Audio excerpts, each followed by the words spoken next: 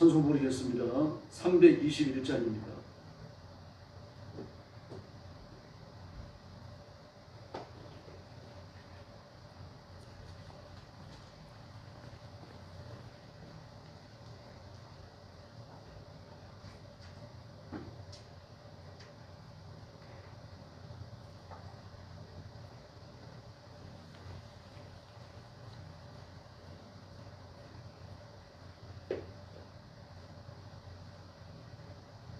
찬송가 321장 부르겠습니다.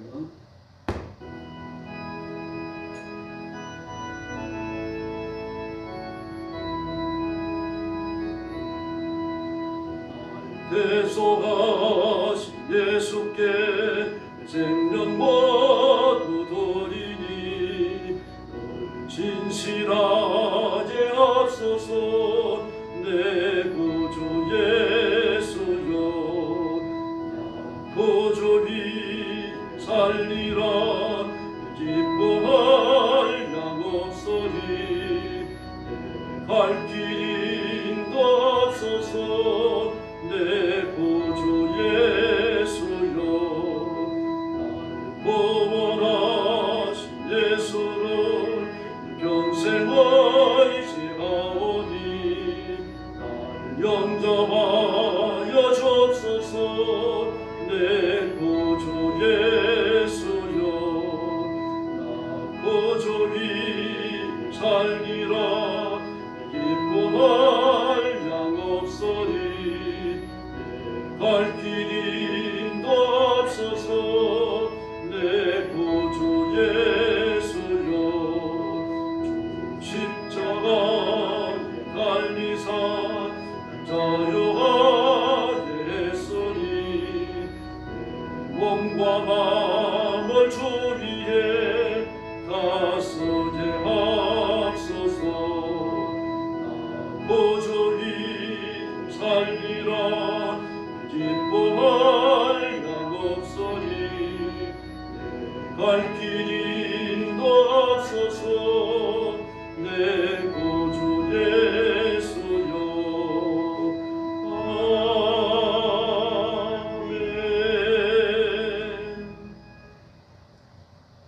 323장 부르겠습니다. 323장입니다.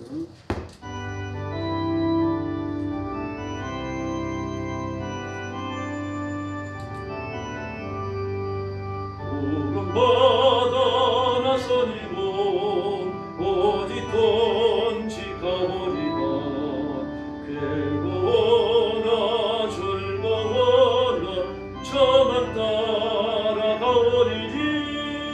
아는 너가 막으리까 조금 힘들 막으리까 어느 누가 막으리까 조금 힘들 막으리까 아물 걸작 빈더라도 복음 들고 가오리라 소금 같은 거리에도 사랑 안고 찾아가서 전의 몸에 죄인 것도 아낌없이 드리리라 전의 몸에 죄인 것도 아낌없이 드리리라 존귀 영광 모든 권세 주님 홀로 받으소서 멸시천대 십자가는 제가 지고 가오리다 이름 없이 빛도 없이 감사하며 섬기리다 이름 없이 빛도 없이 감사하며 섬기리다 아멘. 324장 부르겠습니다.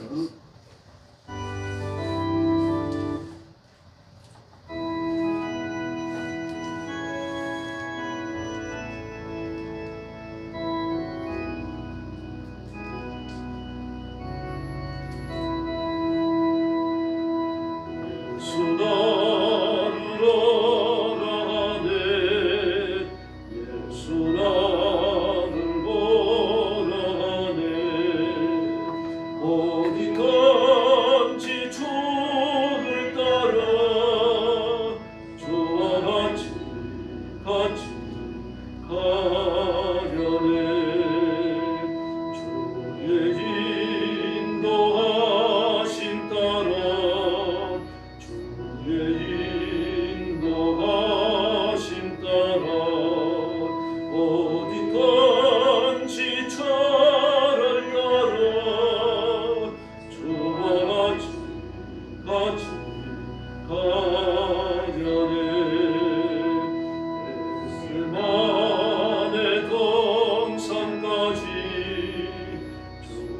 함께 가려 하네 피땀 흘린 당산까지 주와 함께 가려네 주의 인도하심 따라 주의 인도하심 따라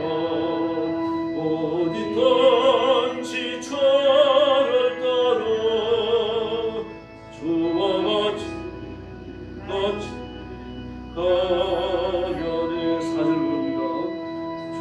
주와 거시던 내려 나를 항상 돌아보고 거신 영광 보여주며 나와 함께 하시네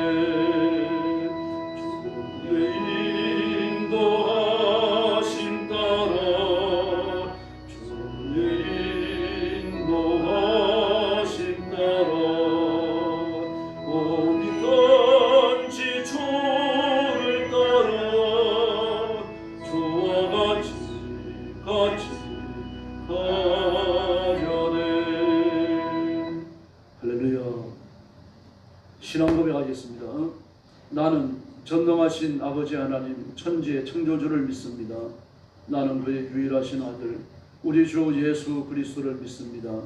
그는 성령으로 잉태되어 동정녀 마리아에게서 나시고 본디오 빌라도에게 고난을 받아 십자가에 못 박혀 죽으시고 장사한 지 사흘 만에 죽은 자 가운데서 다시 살아나셨으며 하늘에 오르시어 전능하신 아버지 하나님 우편에 앉아 계시다가 거기로부터 살아있는 자와 죽은 자를 심판하러 오십니다.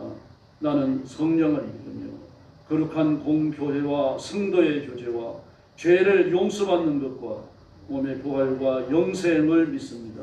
아멘. 자비로우신 아버지 감사합니다. 오늘 아침도 이 새벽 시간에 저희들을 주 앞으로 불러 모아주시고 엎드려 경배와 찬양을 바치며 하나님께 영광 돌리게 해주시니 감사합니다. 자비하신 아버지, 오늘도 주 앞에 엎드린 사랑하는 성도들, 영상으로 예배에 참여하는 성도들 기억하시고 제물을 받으심처럼 주님께서 받으시며 품으시며 복내려 주시옵소서. 믿음에 부요케 하시고 성령의 권능으로 무장시켜 주시고 승리하며 세상을 살아 하나님의 영광을 노래하며 드러내는 존귀한 일꾼들 되게 하여 주시옵소서. 오늘도 전쟁터와 재난의 현장과 온 세계에서 복음 전하는 선교사님들, 주의 종들과 신실한 성도들을 기억해 주시고 그 가정과 가족을 보호하여 주시기를 원합니다. 선교 전쟁에 필요한 모든 필요한 것들을 주님께서 공급하여 주시옵소서. 물질을 주시옵소서. 사람들을 보내주시옵소서. 자비하신 하나님, 능력과 권능의 손으로 붙드시고 주님 오시는 그날까지 충성하게 하여 주옵시기를 원합니다.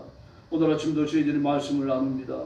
성령께서 뜨겁게 역사해 주시고 하나님의 음성을 듣는 고귀한 시간이 되게 하여 주시옵소서. 예수님의 이름으로 간절히 기도 올려옵나이다. 아멘. 네, 하나님 말씀 공부하겠습니다. 다니엘서 12장입니다. 다니엘서 12장 1절부터 제가 먼저 봅니다. 그때 내 민족을 호위하는 큰 군주 미가엘이 일어날 것이요 또 환란이 있으리니 이는 개국 이래로 그때까지 없던 환란일 것이며 그때 내 백성 중 책에 기록된 모든 자가 구원을 받을 것이라. 땅의 티끌 가운데서 자는 자 중에서 많은 사람이 깨었으나 영생을 받는 자도 있겠고 수치를 당하여 영원히 부끄러움을 당할 자도 있을 것이며 지혜 있는 자는 궁창의 빛과 같이 빛날 것이요 많은 사람을 옳은 대로 돌아오게 한 자는 별과 같이 영원토록 빛나리라.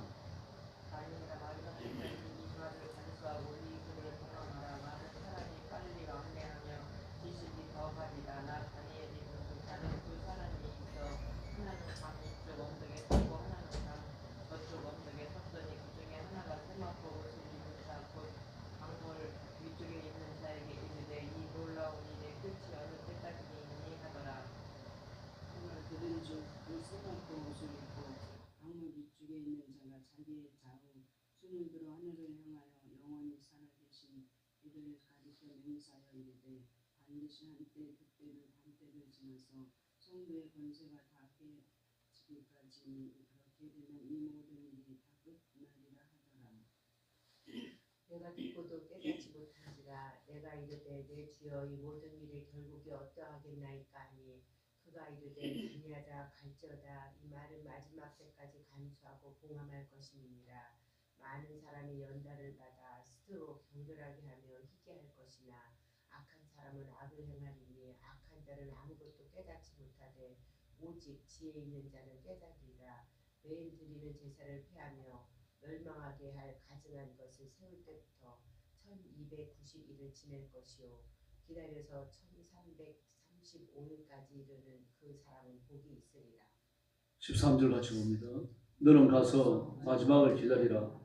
이는 내가 평안히 쉬다가 끝날에는 내 몫을 누릴 것이니라. 아멘. 종말의 성도들을 위한 하나님의 준비가 어떤 것인지 보여줍니다. 그때에 그랬습니다. 큰 전쟁, 참혹한 전쟁에 관한 계시가 주어졌을 바로 그때입니다. 그때에 내 민족을 호위하는, 내 민족 이스라엘 백성을 말하죠. 이스라엘 백성을 호위하는 큰 군장 미가엘이 일어날 것이요. 그가 군주라고 말했죠. 큰 군주. 단수를 쓰고 있다는 걸 주의하셔야 됩니다. 미가엘도 사단도 고유명사입니다. 보통 명사가 아니고 천사는 보통 명사죠. 천사와 천군들은 보통 명사입니다. 그들의 수장이 바로 미가엘입니다. 그 군주입니다. 마귀도 군주죠. 바사국 군주. 모든 불신자 국가, 불신자 국가라고 말하기가 어렵습니다. 모든 국가들을 뒤에서 사로잡고 조정하고 악하게 이끌어가는 그 최고의 영적 세력이 바로 마귀라는 겁니다. 그 밑에 왕들이라고 부르는 악한 영들 중에서 세력을 가지고 있는 자들이죠. 그 귀신들 말입니다. 악한 영들도 계급이 있습니다. 계급이 있어가지고 계급에 따라서 수하들을 부리고 그렇게 일사불란하게 움직입니다. 군대 조직처럼요. 마치 천군과 같은 거죠. 천군도 막 전부 다 무수히 많은 천군들이 있고 그 수장 하나 이 미가엘이 그 천군들 전부를 명령하고 그러는 게 아닙니다. 계급이 다 있습니다. 바로 그렇게 하나님의 백성, 하나님의 자녀들을 다스리고 보호하는 그 최고의 군주가 바로 미가엘입니다. 이 미가엘의 지휘를 받으면서 천군과 천사들이 저와 여러분을 지킬 줄로 믿습니다. 근데 그때 뭐가 있습니까? 환란이 있습니다. 개국 이래로 큰 환란입니다. 이때까지 어떤 큰 환란입니다. 큰 환란인데 그때 큰 환란일 때 내 백성이 전부 구원을 받는다 그렇게 말합니다. 그러므로 대환란을 통과하면서 하나님께서 임친 자들이 선택된 자들이 전부 구원을 받아야 비로소 세상의 끝이 온다는 이야기입니다. 그러므로 대환란이 매우 중요한 시기입니다. 교회가 극도로 순결해지는 시간이며 그리고 하나님께서 구원하시길 작정한 자들이 전부 구원을 받는 그때가 바로 대환란입니다. 바로 이 말씀을 전하기 위해 가지고 두 천사가 나타났어요. 한 천사는 강 이쪽에 있고 한 천사는 강 저쪽에 있는데 어떤 천사 하나가 강 위쪽에 있습니다. 이쪽인지 저쪽인지 알 수 없습니다. 강 위쪽에 있고 또 한쪽에 있는 천사는 강 아래쪽에 있어요. 그래서 강 아래쪽에 있는 천사가 위쪽에 있는 천사를 향하여 묻습니다. 이 일의 끝이 언제냐? 대환란이 언제 끝나냐? 너무 참혹하기 때문에요. 그랬더니 그 7절 말씀에서 자기의 좌우 손을 들어서 하늘을 향하여 영원히 살아계신 하나님을 가리켜서 맹세합니다.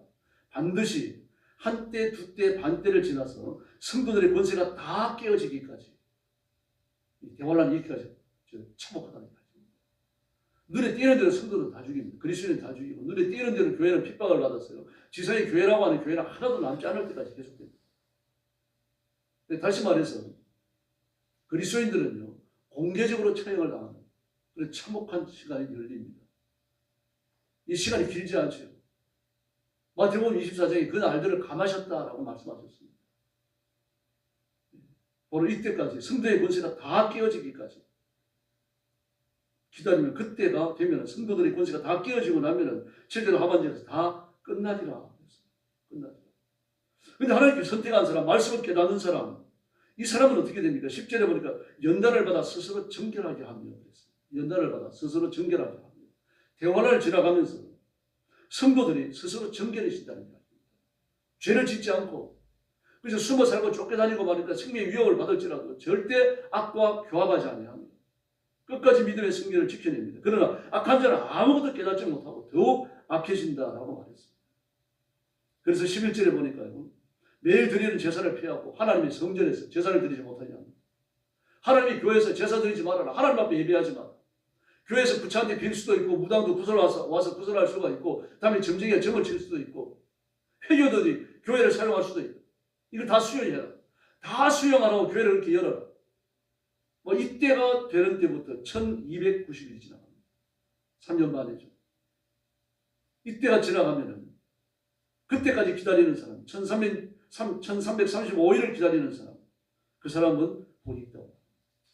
진짜는 그 참혹한 기간을 지나가면서 믿음을 지킨다는 거예요. 그런 하나님을 선택한 사람이 아닌 사람, 죄악과 타협하는 사람, 세상의 온갖 좋은 것들과 교합하는 사람, 그 사람은요 10절에서 뭐라고 그럽니까? 악한 사람은 악을 행하리니 아무것도 깨닫지 못한다라고 말했습니다. 하나님의 말씀을 세상의 모든 것들과 융합시키는 거죠. 그러면서 진리가 폐해지는 겁니다. 그래서 이 말씀을 4절 말씀에 보니까 봉함하라 그랬습니다. 봉함하라. 고대 시대의 왕이 명령을 내리면 왕의 명령을 적습니다. 서기관이. 우리나라도 왕의 명령을 적는 서기관이 있죠. 왕은 24시간 수행하죠. 심지어 침실 밖에 기다리면서 침실 안에서 무슨 일이 벌어지면 그걸 다 기록을 남겨요. 전부 기록을 남겼습니다. 이게 조선왕조 열사 아닙니까? 아주 치밀하게 기록을 남깁니다. 왕이 기침을 하면 기침했다는 것까지 기록을 남깁니다. 왕이 성질을 했으면 성질을 낸 것까지 전부 다 기록을 해요. 그 기록을 남겨가지고 그걸 봉인을 합니다. 봉인을 해서 딱 창고에 들여놓죠. 아무도 못 엽니다. 그 열면 큰일 나는 거죠. 또 왕도 열지 않았어요. 왕도 순수했던 겁니다. 그런 왕이 온 백성에 전달되어지는 왕의 명령서를 내릴 때가 있습니다. 그 왕의 명령서를 내리면 그 왕의 명령서를 처음 기록한 서기관이 있죠. 서기관은 그것을 딱 기록을 해가지고 복사본을 만들게 합니다. 밑에 있는 서기관들이 복사본을 만들게 하고 처음 기록한 것은 딱 봉인을 해가지고 창고에 들여놓습니다. 아무도 못 열어요. 왜 그런가 하면 원본의 진실성이 변질되지 않게 하기 위해서. 근데 페르시아 때도 그랬는데 페르시아 때는요. 이 똑똑한 사람이 있어서 책을 쓰잖아요. 그 책을 쓰는 것이 희귀한이죠. 그때는요. 책을 쓰면은 국가 차원에서 그 책을 딱 보관한 다음에 편집본을 만들어냅니다. 복사본을 만들어내요. 그런 다음에 원본은 딱 봉인을 해가지고 국가의 서고에 들어갔습니다. 그 책이 변질되지 않기 위해서. 그럼 아무나 책을 쓰는지 아니죠? 그런 자격을 갖춘 사람만이 책을 쓰는 겁니다. 그렇게 보관하라고 하는 변질되지 않게 보관하라. 하나님의 말씀은 더할 수도 없고 뺄 수도 없다는 이야기입니다. 이 말씀대로 반드시 지켜질 것이고 이 말씀대로 이루어질 것이고 이 말씀대로 하나님이 통치하실 줄로 믿습니다. 그러므로 하나님의 말씀을 읽고 말씀대로 사는 사람은 말씀이 약속하는 복을 누리는 겁니다. 승리에 동참하게 되어 있어요. 그럼 말씀을 더하고 빼는 사람은 그 성경에 기록한 저주를 그대로 받습니다. 그래서 말씀을 봉안하라라고 말씀을 하십니다. 다음에 10절 말씀에 보면요. 이 10절부터 13절까지 보면은 이 하나님의 말씀이 뭐라고 말합니까? 특별히 13절에 보니까 너는 가서 마지막을 기다리라. 이는 내가 평안히 쉬다가 끝날에는 내 몫을 누릴 것입니다. 평안히 쉬다가 끝날에 내 몫을 누린다. 네. 너는 가서 마지막을 기다리라. 마지막을 기다리라. 대관을 기다리라. 예수님의 재림을 기다리라. 그 전에 죽으면요. 죽어가지고 기다리는 거예요. 지옥에 있는 사람은 지옥에서 기다리는 거고 천국에 간 사람은 천국에서 기다리는 것이고요. 그리고 예수님이 재림하시면 전부 다 살아나가지고 예수님의 백보자 앞에서 심판을 받는 거예요. 그 성도는 예수님과 함께 영생에 들어가고 악한 자들은 마귀의 사자들이 들어가서 고통 겪고 있는 그 불지옥에 떨어지는 거예요. 이걸 기다리라고 말합니다. 그게 우리 위로예요, 여러분. 로마서 5장에 보면 이미 구원받고 하나님의 자녀가 된 사람은 이미 영광에 들어갔다라고 말합니다. 영광에 들어갔다. 영화로워졌다는 이야기예요. 하나님이 영화로우신 것처럼 우리도 영화롭게 되어졌고 우리가 육신의 장막을 떠나면요. 오늘 밤이라도 육신의 장막을 떠나면 바로 천국에 들어가는 겁니다. 영화로워졌기 때문에. 그 저와 여러분은 천국에서 살 만큼 영화로워진 거예요. 때로는 죄를 짓고 짜증도 내지만 육신의 제한입니다. 하나님 그걸 보시고 우리 버리지 않으셔요. 예수님의 이름으로 그것까지 깨끗게 하시고 그리고 천국에 받아주시는 줄로 믿습니다.